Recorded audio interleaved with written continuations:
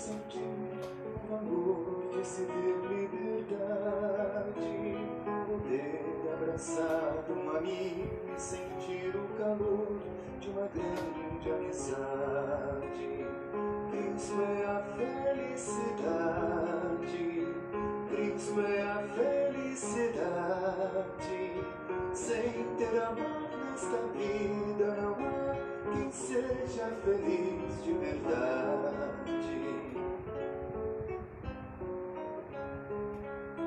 Saber que jamais se perde a ilusão, saber perdoar com bondade, sorrir com a paz de criança e olhar para o sol que começa a brilhar. Cristo é a felicidade, Cristo é a felicidade. Sem ter amor nesta vida não há quem seja feliz de verdade.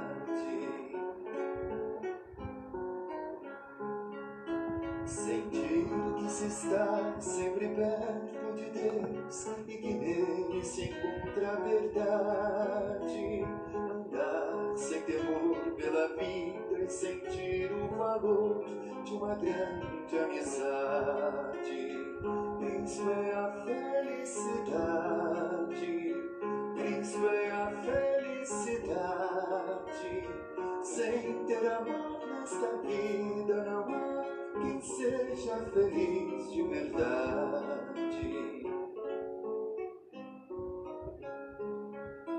Saber que jamais se perde a ilusão, saber perdoar com bondade, sorrir com a paz de criança e olhar para o sol que começa a brilhar. Cristo é a felicidade, Cristo é a felicidade. Sem ter amor nesta vida não há quem seja feliz de verdade. Sentir que se está sempre perto de Deus e que nele se encontra a verdade. Andar sem temor pela vida e sentir o valor de uma grande amizade. Cristo é a felicidade, Cristo é a felicidade. Sem ter amor nesta vida não há quem seja feliz de verdade. Cristo é a felicidade, Cristo é a felicidade. Sem ter amor nesta vida não há quem seja feliz de verdade.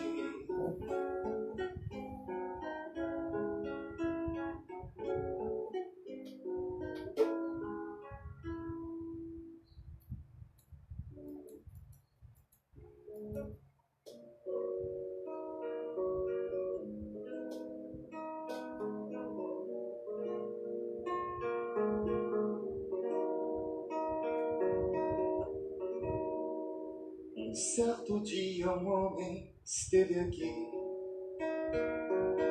tinha um olhar mais belo que já existi. Tinha no cantar uma oração, no falar a mais linda canção que já se ouviu.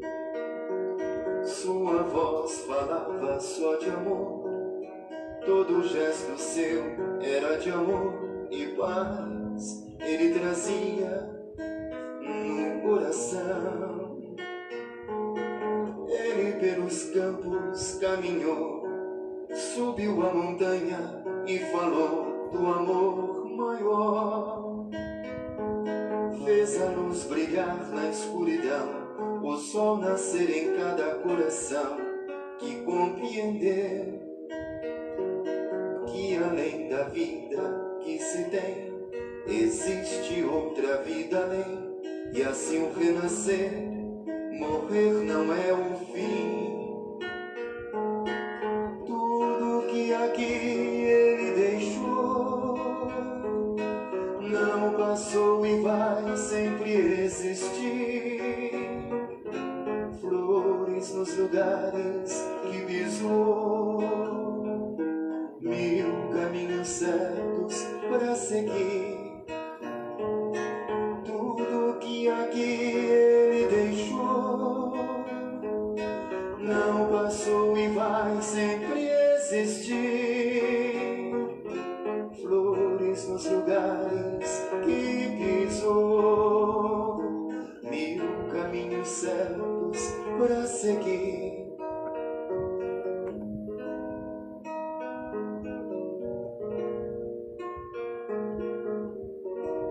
Eu sei que ele um dia vai voltar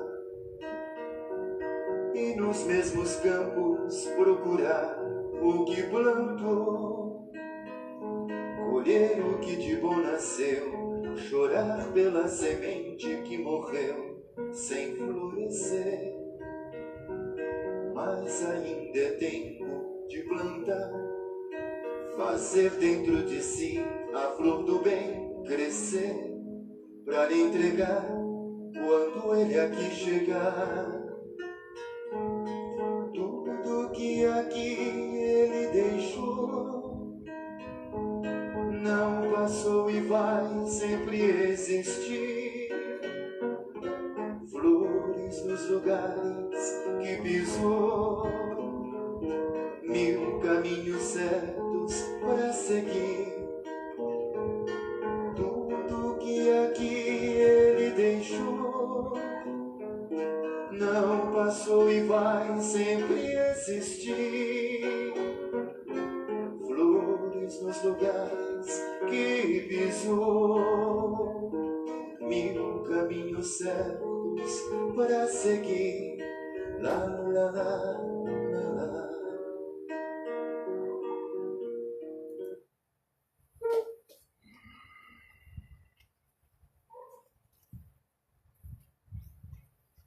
O caminho, a verdade e a vida.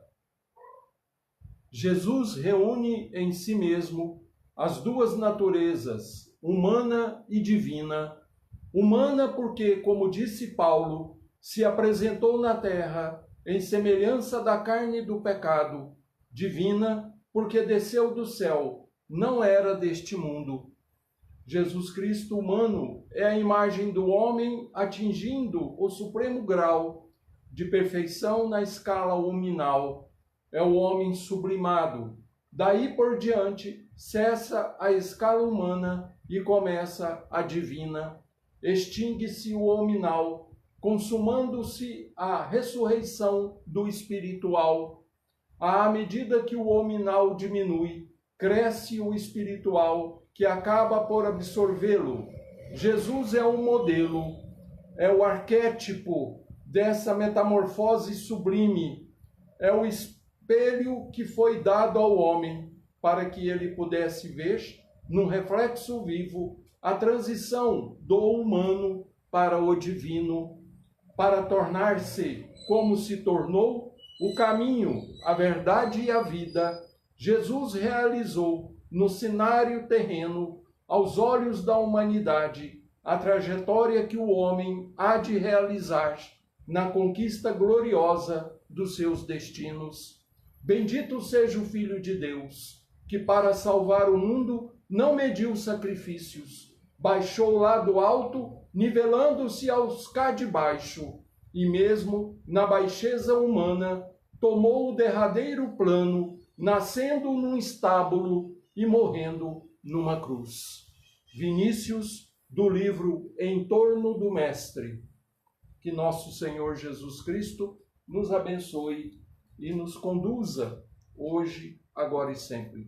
Olá, amigos, muito bom dia. Estamos chegando na manhã desta quinta-feira, hoje, 23 de dezembro do ano de 2021. Estamos às portas do Natal, né? O Senhor já se encontra batendo à porta do nosso coração.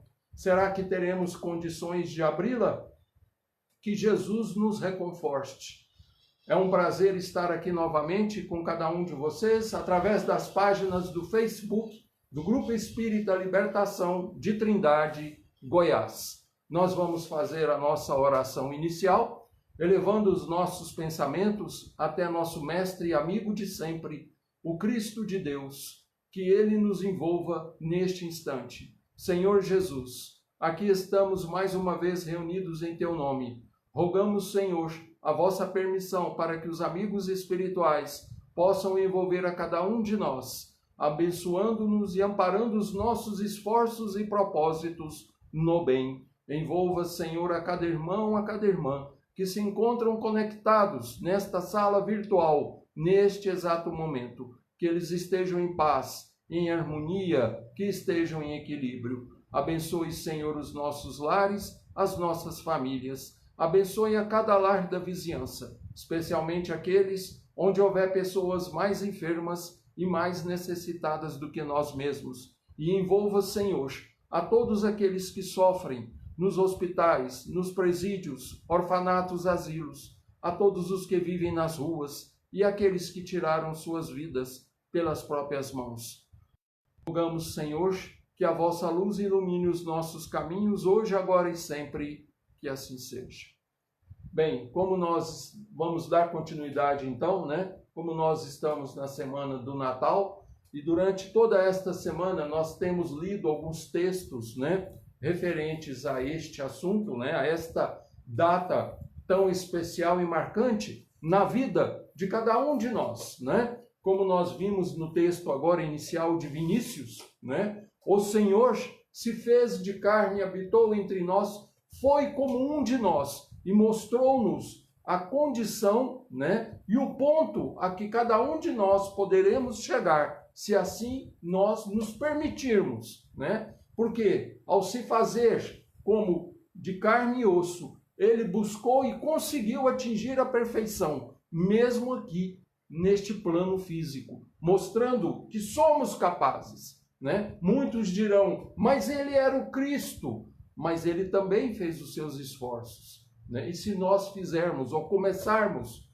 por fazer os nossos esforços agora, um dia seremos como ele. Basta que nós queiramos, E na mensagem, Vinícius encerra dizendo que ele chegou a este mundo em uma estrebaria e partiu em uma cruz, mostrando a condição da humildade, da simplicidade, da mansetude, Como ele bem disse, bem-aventurados os mansos e os pacíficos, porque eles herdarão a terra, herdarão no futuro, serão aqueles espíritos que irão habitar o mundo regenerado, Então hoje nós trouxemos aqui para as nossas reflexões, a mensagem ou o capítulo número 180 do livro Fonte Viva de Emmanuel, psicografia de Francisco Cândido Xavier, Então, na mensagem 180, a última,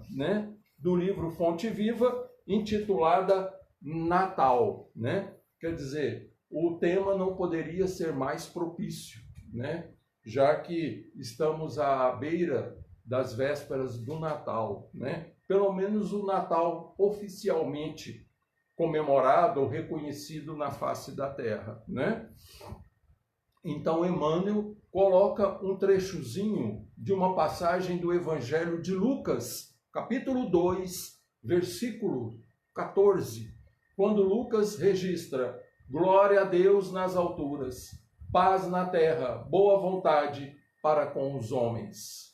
E Emmanuel começa então as suas elucidações nos explicando o seguinte: as legiões angélicas junto à manjedoura, anunciando o grande renovador, não apresentaram qualquer palavra de violência. Então, Emmanuel já começa dizendo, logo de cara, logo na primeira linha da análise dele, ele já começa falando assim: olha aqui, é o seguinte, rapaziada, Jesus chegou ao mundo não como um conquistador, não como o Senhor dos exércitos, como os hebreus, sempre se referiam ao Deus de Moisés, Deus até Jesus era tido como o Senhor dos exércitos, aquele que cuja a mão poderia recair até a nossa quinta geração, né? Então Jesus não veio trazendo nada disso.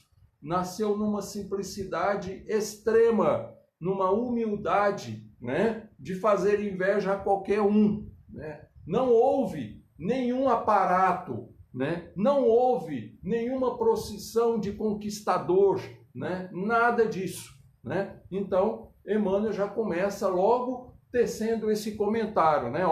Ele já chegou dentro da simplicidade, né? Dentro da humildade. Não houve violência nenhuma, ele não se impôs, certo?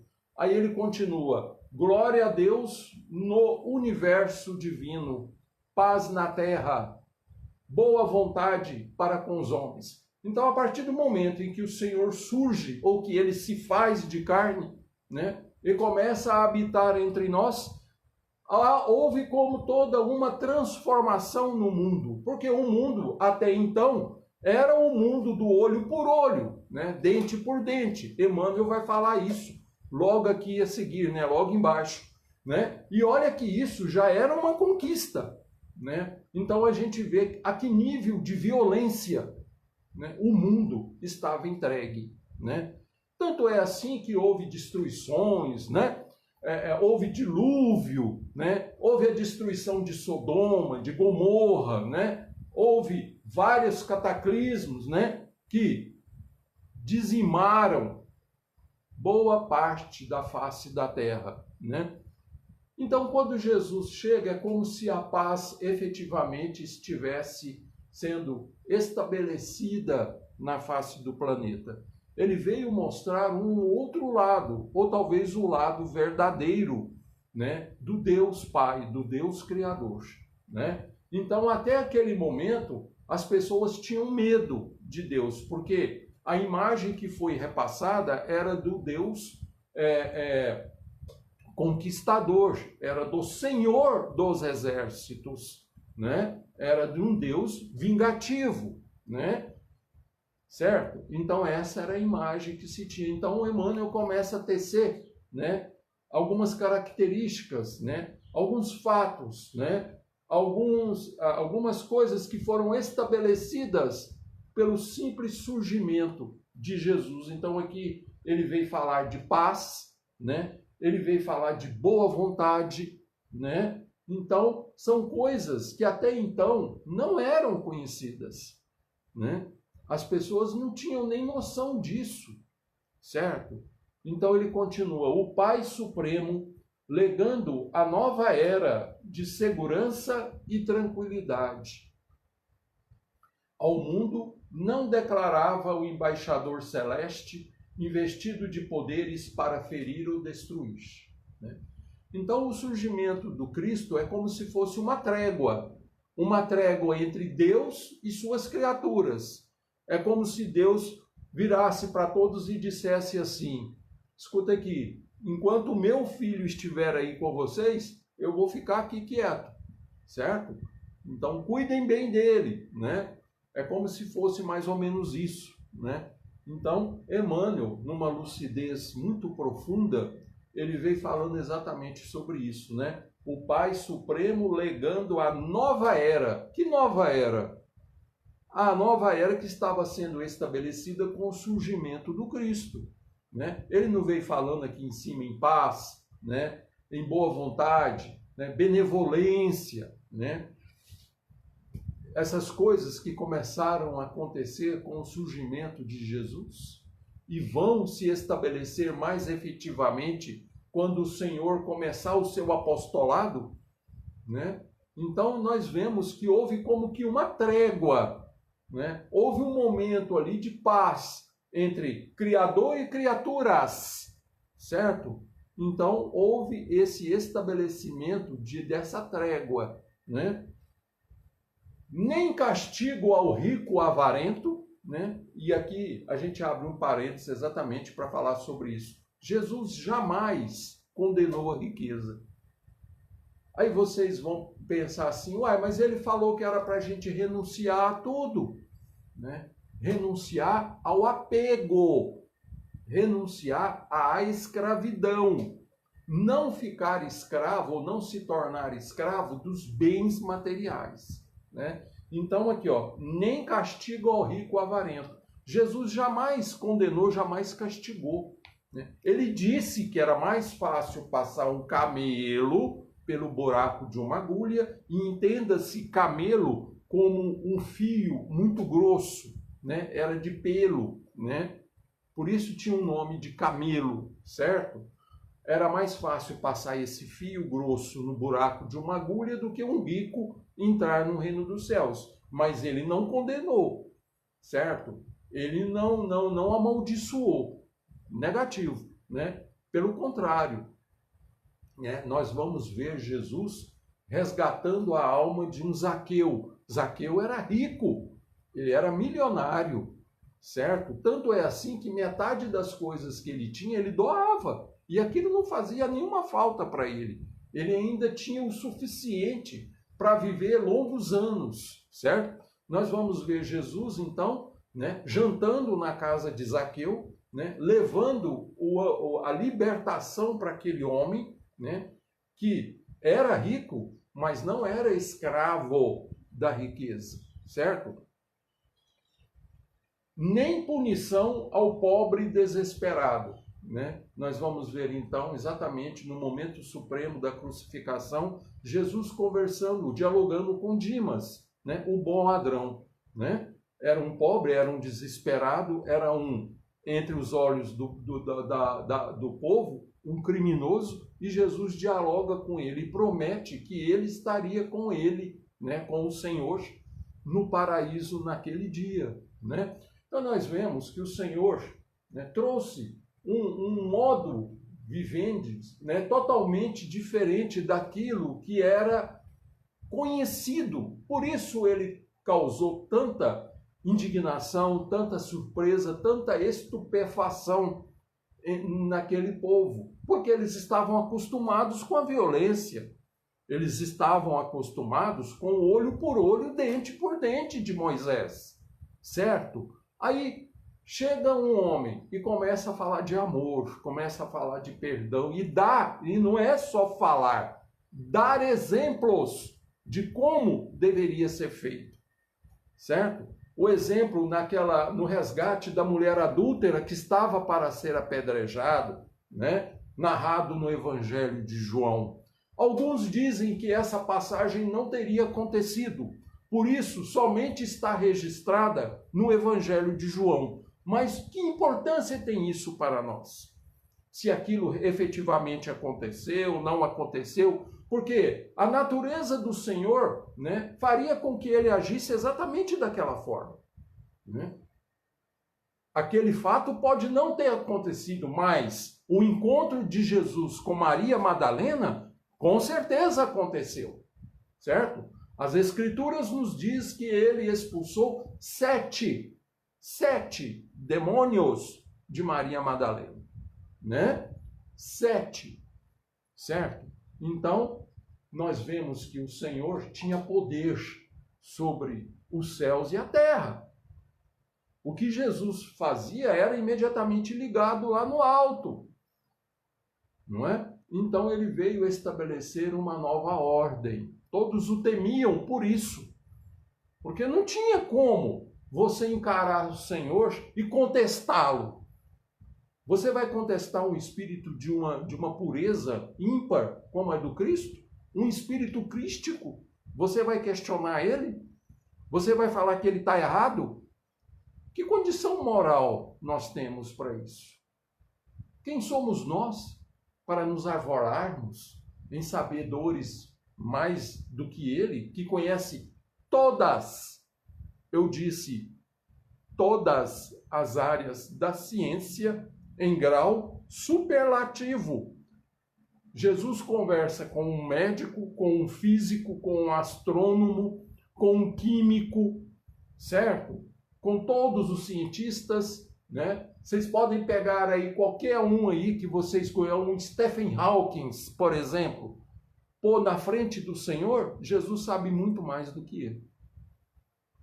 Ele é uma pobre criança diante de Jesus, porque o conhecimento dele é superlativo, Ele é Cristo. Os Cristos são espíritos que trabalham na formação, na ordenação de mundos. Então Emmanuel continua: nem castigo ao rico avarento, nem punição ao pobre desesperado, nem desprezo aos fracos. Pedro nega Jesus por 3 vezes. O galo canta. Jesus havia avisado ele: olha, seguinte, Pedro, você vai me negar. Na hora H você vai me negar. Não, Senhor, imagina, justo eu que sou o seu braço direito, eu vou te negar. Não. Né? Pedro sempre contestava Jesus, né? Mostrando a condição humana dele. E quantas vezes nós também, lá no íntimo, não o contestamos. Aí quando Jesus é levado preso, e nós tivemos a oportunidade de ler isso ontem, exatamente aqui no livro Em Torno do Mestre, naquela mensagem maravilhosa de Vinícius, né? Que ele veio falando assim: Jesus nasceu? Onde? Quando? Aí uma das personagens que ele trouxe à baila ali foi exatamente Pedro. Naquele momento em que Jesus estava sendo levado preso, né? Em que o galo havia cantado, né? Então, ele simula uma entrevista com Pedro e pergunta assim: se indagarmos a Pedro quando Jesus nasceu para ele, ele dirá que Jesus nasceu no átrio do palácio de Pilatos, quando ele estava sendo levado preso, o galo havia cantado, né? Ou seja, a ficha havia caído para ele, né? Então, mostrando a condição de fraqueza que nós, humanos, possuímos. E nem assim o Senhor o condenou. Nem assim Jesus condena Pedro, né? Pelo contrário, né? Ele transferiu a Pedro a responsabilidade, né, da administração da sua igreja. Mas veja bem, quando nós dizemos igreja, não é construção de pedra. Não é tijolo sobre tijolo, né? Porque a palavra igreja vem do grego e significa ecclesias, que é comunidade. Então, Jesus transferiu a Pedro, né, a condição de líder dos seus seguidores e não de construção de alvenaria, certo? Tanto é que Jesus sempre combateu essa ideia. Ele sempre disse que nós não edificássemos templos de pedra, não é?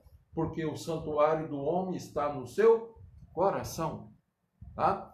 Então Jesus também não amaldiçoou, né, os fracos, né? Nem condenação aos pecadores, né? Nós já falamos de Maria Madalena, já falamos de Zaqueu e quantos outros que Jesus dialogou com eles, que Jesus os esclareceu, que Jesus despertou aquelas almas para um novo modo de vida, né? Nem hostilidade para com o fariseu orgulhoso, né? Quantos e quantos diálogos, né? Eles ironizando Jesus, ridicularizando-o, né? Por suas colocações, o taxando de bobo, de lunático, certo? E Jesus teve piedade desses homens, né? Um deles reconheceu a grandeza de Jesus, né? Um desses fariseus, né? Reconheceu o engano que ele estava incorrendo, né? E segue Jesus às escondidas, né? Para que ninguém soubesse, que é Nicodemos, né? Nicodemos era um fariseu, certo? E ele se torna um seguidor do Cristo às escondidas, porque ninguém podia descobrir que ele adotava, que ele aceitava, né, aquilo que o Senhor pregava, né? Nem hostilidade para com o fariseu orgulhoso, nem anátema contra o gentio inconsciente, né? Derramava-se o tesouro divino pelas mãos de Jesus para o serviço da boa vontade, né? E Emmanuel vai prosseguindo, dizendo: a justiça do olho por olho, olha aí o olho por olho, ó. A justiça do olho por olho e do dente por dente encontrara, enfim, o amor disposto à sublime renúncia até a cruz. Né? Então deve ter sido assim, um choque violento, né? Nos hábitos, nos costumes, né? Porque Jesus veio implantar esse amor, né? E mais, não é um simples amor, não é o amor apego, é o amor incondicional, né? Porque quando Pedro vai perguntar para Jesus, Senhor, quantas vezes devo perdoar, né, o meu próximo quando ele pecar contra mim? Né? Ele fala assim, até 7 vezes? Então Jesus vai, vira para ele e fala, não vos digo que perdoeis até 7 vezes, mas até 70 vezes 7 vezes cada ofensa recebida. Prestar atenção? Não é só pegar 70 e multiplicar por 7, não. 70 vezes 7 vezes cada ofensa, ou seja, ilimitado. Tá certo? Então a gente vê que é uma outra postura, né? Porque se nós houvéssemos atendido isso desde o princípio, talvez nós, quando eu digo nós, raça humana, certo? Porque muitos vão falar, mas eu não estava lá. Será que não? Né? Será que nós não vivemos naquela época, não? Será que eu, que estou aqui hoje falando com vocês, não foi um que ajudei a crucificar o Cristo? Não atirei pedra nele? Ou na cruz? Quem pode afirmar? Mas independente disso, vamos supor que nós realmente não estivéssemos lá. Mas fica a lição para a eternidade. Porque o que Jesus disse, né, não servia apenas para aquela época, para aquele momento, para aquele contexto onde ele estava situado. Eram lições imorredoras para toda a eternidade. Porque senão ele não precisaria ter dito, os céus e a terra passarão, mas as minhas palavras não passarão.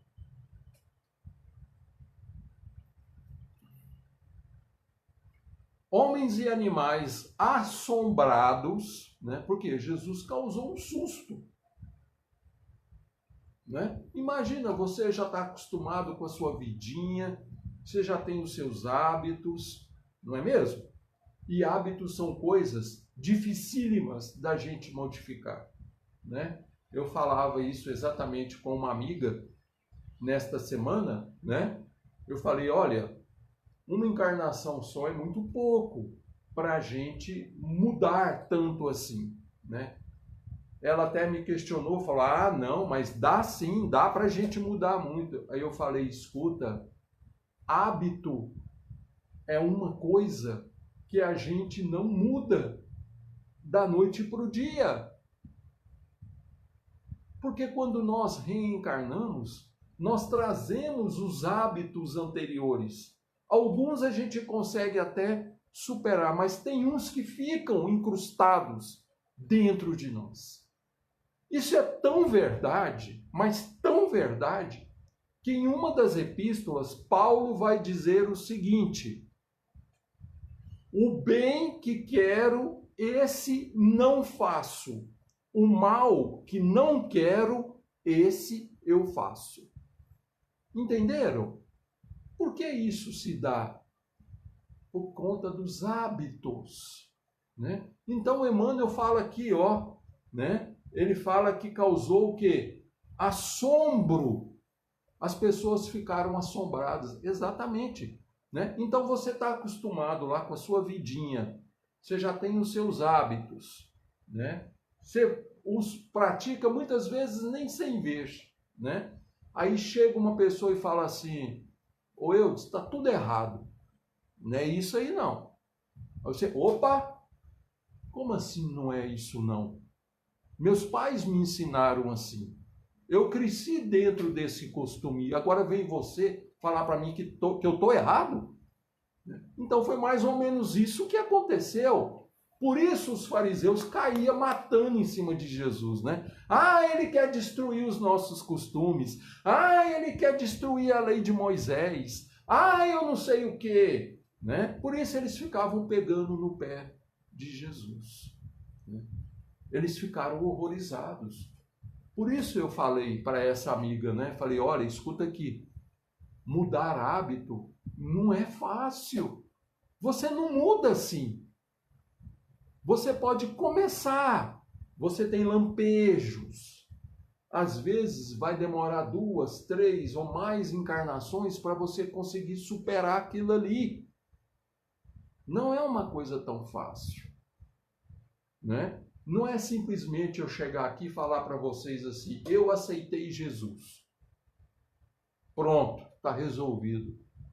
Aceitar o Cristo é uma coisa, agora ter força para que essa aceitação, que o Cristo nos modifique, aí vai depender de mim.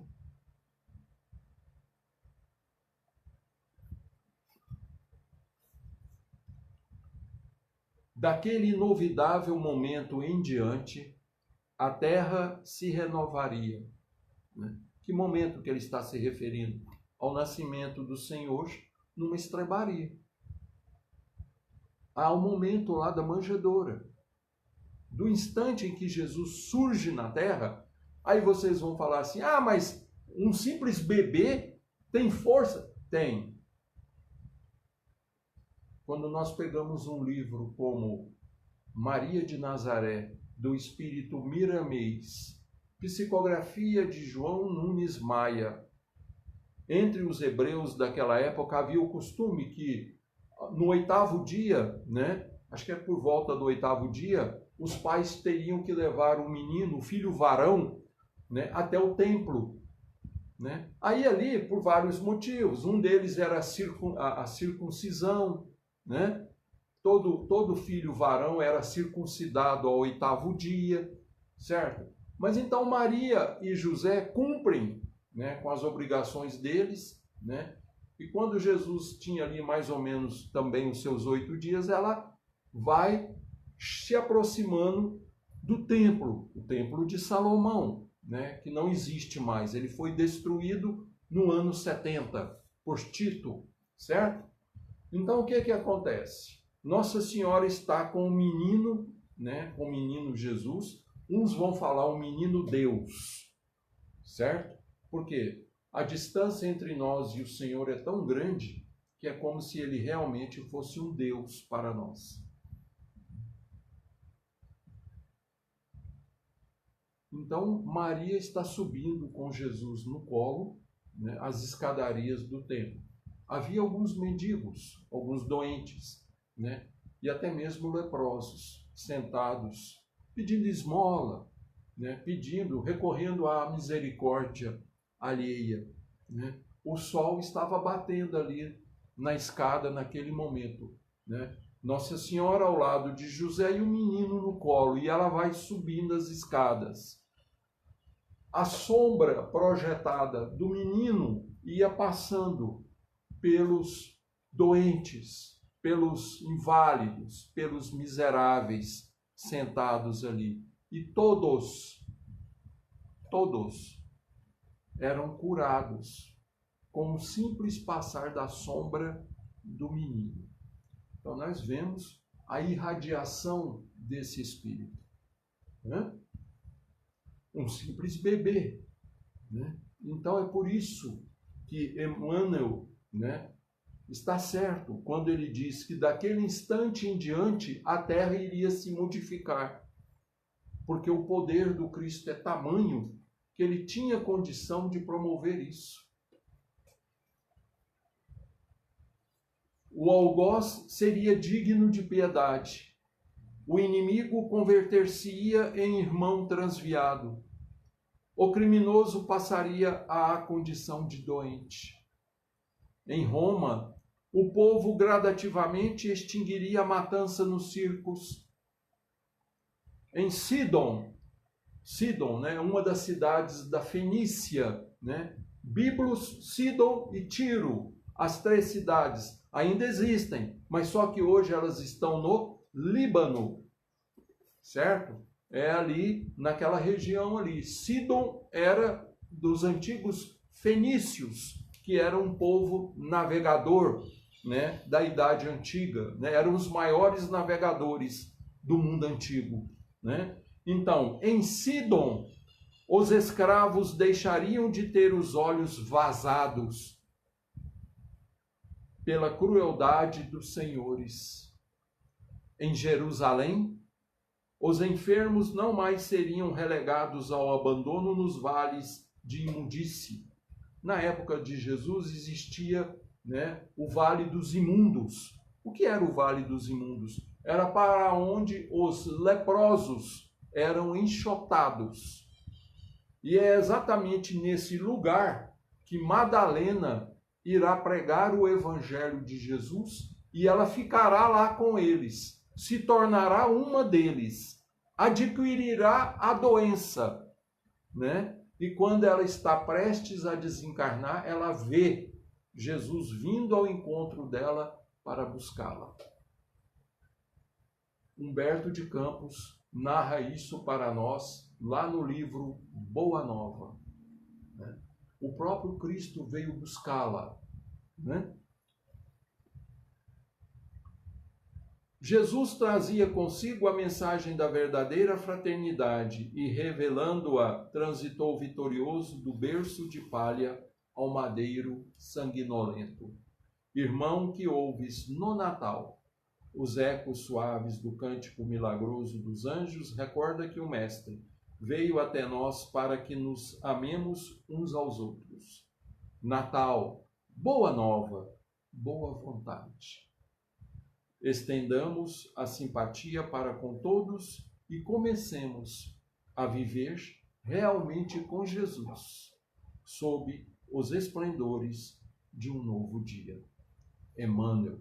Então é maravilhosa essa mensagem, né? Traz assim um conforto, né? E ao mesmo tempo um esclarecimento muito grande para as nossas almas. Então que o Natal represente ou ressignifique isso dentro de nós, né? Que isso modifique o nosso modo de encarar, o nosso modo de ver a vida. Que isso nos ajude nessa mudança de hábito, né? A que eu me referi agora há pouco, que é tão difícil e que às vezes a gente não consegue em uma única existência. Mas Jesus não tem pressa, certo? Jesus quer que nós o alcancemos com os nossos próprios pés, com o nosso próprio esforço, e isso demandará tempo. Que Jesus nos abençoe, que Jesus nos ampare, um Natal de muita paz, de muita harmonia e luz a todos nós, aos nossos lares, familiares, amigos, e por que não, também para os nossos inimigos, porque eles também são filhos de Deus. Certo? Agradecemos, Senhor, por mais esta oportunidade e te rogamos que as vossas bênçãos sejam derramadas sobre cada um desses irmãos e irmãs que estão conosco neste instante. Envolva-os, Senhor, nas vossas vibrações de amor e de misericórdia, que cada um possa estar recebendo neste momento um passe magnético. Pedimos também, Senhor, pela fluidificação da água, que ela possa se transformar em remédio, para que aqueles que dela fizerem uso sintam-se melhores. Ampare e proteja, Senhor, os nossos caminhos. Envolva-nos, Senhor, e abençoe os nossos propósitos no bem. Abençoe a todos os que sofrem e a todos aqueles que se liguem a nós, de alguma forma, onde quer que estiverem, estejam em paz. Graças vos damos, Senhor. Obrigado pela nossa vida, obrigado pelo nosso lar, obrigado, Senhor, pela nossa família. Que assim seja. Amigos, então, muito obrigado a todos, tá bom? Beijo bem grande no coração de cada um. Depois eu vou entrar aqui no computador e vou responder as mensagens de vocês, tá? Natal de muita paz, muita luz, tá? Muita compreensão para todos nós, né? E que o Senhor realmente renasça nos nossos corações. Porque Natal é isso, é o surgimento da luz, é o surgimento da vida, é o surgimento do amor nos nossos caminhos. Que nós permitamos que isso aconteça. Tá bom? Fiquem em paz, que Jesus os abençoe. Tchau, tchau. Nós estaremos de volta amanhã, neste mesmo horário, se Deus assim o permitir. Tchau, tchau.